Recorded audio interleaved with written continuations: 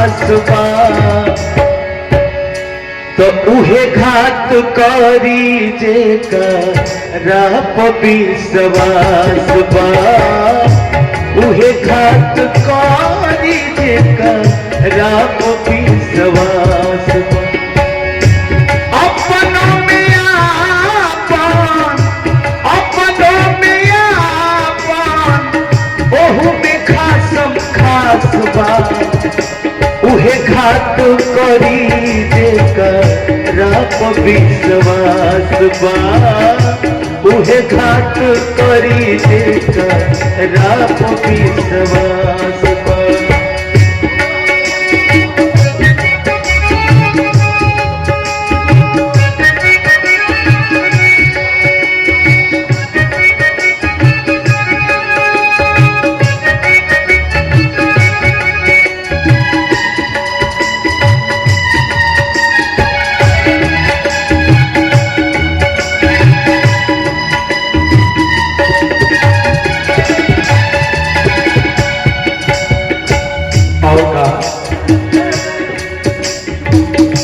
सब ही बखाती बाकी डर नहीं के केहू के काहे कि ओकरा पर नजर नहीं थे केहू के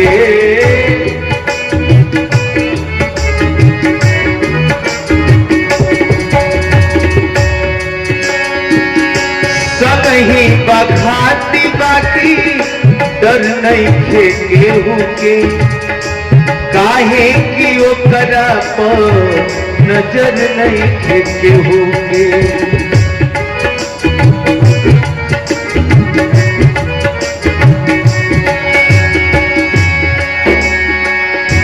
मौका के ताक में केहू एगो पास बा उहे घात करी जेकरा पे विश्वास बा उहे घात करी जेकरा पे विश्वास बा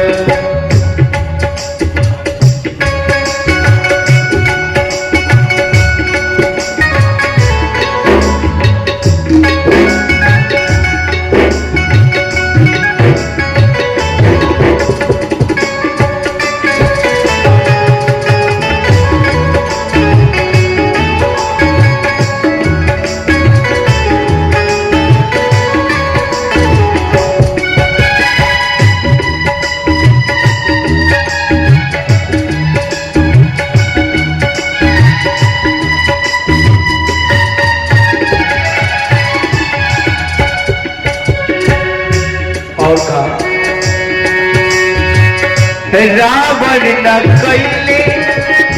विभीषण को शंका एही से जारी गई सोने की लंका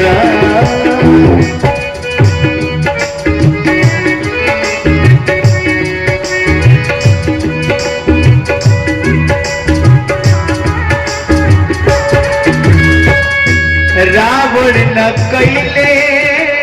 विभीषण पर शंका एही से जारी कैली सोने की लंका चली गईले राम गवाह इतिहास बा उहे घात करी जेकरा पे विश्वास बा उहे घात करी जेकरा पे विश्वास बा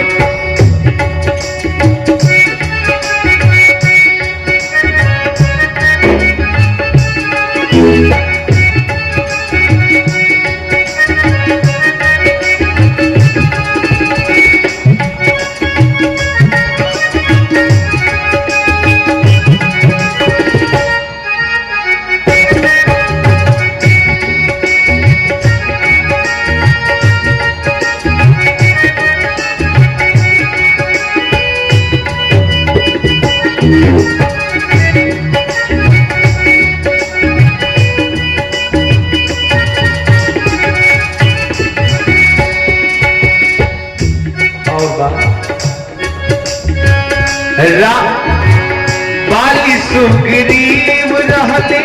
खास दोनों भाई, सुग्रीव जी दिहले राम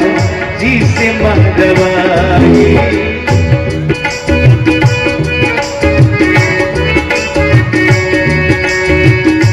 ये प्रमाण बा कि दुनिया में आज से ना पहले से भी ग्रंथ रामायण पुराण में ये प्रमाण बा कि अगर अपना आदमी धोखा ना करे तो दुनिया के केहू केहू के संगे धोखा नहीं कर सकते। बाली सुग्रीव रहले खास दोनों भाई, सुग्रीव जी दिहले राम जी से मरवाई।